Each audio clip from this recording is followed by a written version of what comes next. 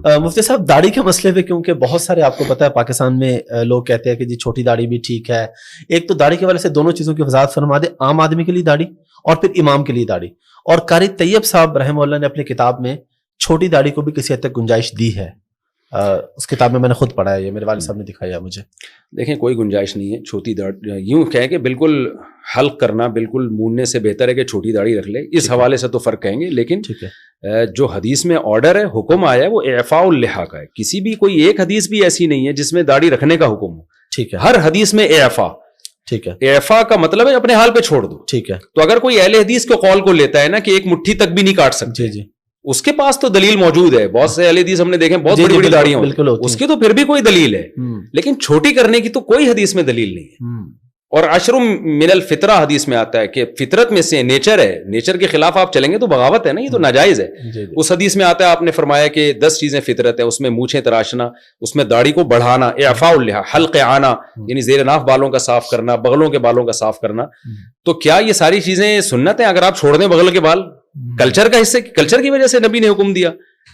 تو جس حدیث میں ناخن کاٹنے کا حکم ہے, آپ ناخن بڑھانا حرام ہے, آپ کی نماز نہیں ہوتی, اسی حدیث میں داڑھی بڑھانے کا بھی حکم ہے, اسی حدیث میں بغلیں صاف کرنے کا بھی حکم ہے.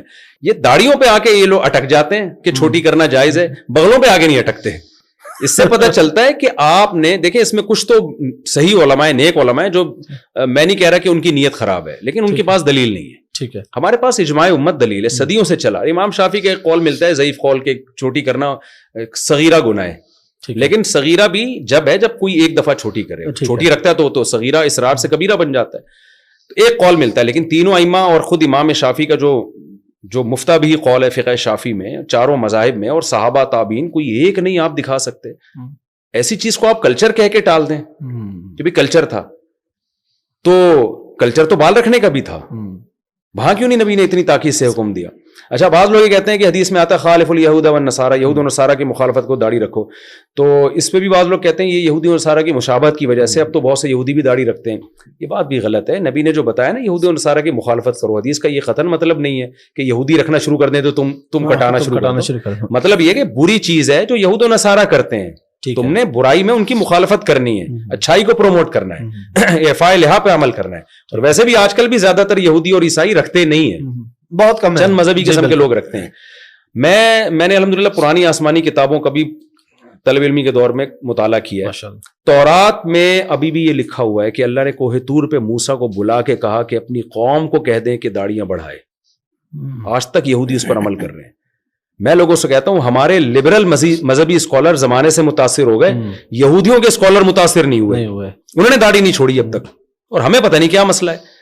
تو بھائی آپ نہ رکھیں, آپ کہیں میں گناہگار ہوں, میں پیغمبر کے آرڈر پہ عمل نہیں کر رہا, آپ شریعت کے حکم کو چینج کیوں کر رہے ہیں؟ تو 150-200 سال پہلے علامہ شامی ابن عابدین, جو فقہ حنفی کے بڑے مستند ایک مفتی سمجھے جاتے ہیں, جن کو بہت آدھی دنیا نے ان کو فالو کیا ہے, ان کے یہ الفاظ ہیں کہ داڑھی ایک مٹھی سے کم کرنا یا بالکل منڈا دینا, کما یفعلہ بعض المغاربۃ والمخنثۃ من الرجال فلم یبحہ احد. وہ 150-200 سال پہلے یہ لکھ رہے ہیں کہ جیسے کہ اہل مغرب کرتے ہیں, یا کچھ وہ مرد جو عورتوں کی مشابہت کرتے ہیں, وہ مرد جو چھوٹی داڑھی کرتے ہیں یا شیو کرتے ہیں, اس کو کسی نے بھی حلال قرار نہیں دیا. یعنی اس وقت 200-250 سال پہلے روئے زمین پر کوئی ایک مفتی بھی نہیں تھا جو اس عمل کو جائز کہتا ہو. اجماع امت خود ایک مضبوط دلیل ہے. حدیث میں آتا ہے میری امت گمراہی پہ جمع نہیں ہو سکتی. تو میں نے ابن عابدین رحمہ اللہ کا قول دلیل کے طور پہ پیش نہیں کیا, میں نے ان کی نیوز کے طور پہ پیش کیا. اس وقت روئے زمین پر کوئی بھی, حدیث میں آتا ہے امت گمراہی پہ جمع نہیں ہو سکتی. تو کیسے جمع ہو گئی اتنی بڑی امت؟ تو ہم اصل میں کلچر سے متاثر ہوئے ہیں. اب بجائے کلچر کو چینج کرنے کے ہم خود چینج ہو رہے ہیں. تو اسلام کو بھائی چھوڑ دو, آپ نے نہیں رکھنی آپ نہ رکھیں.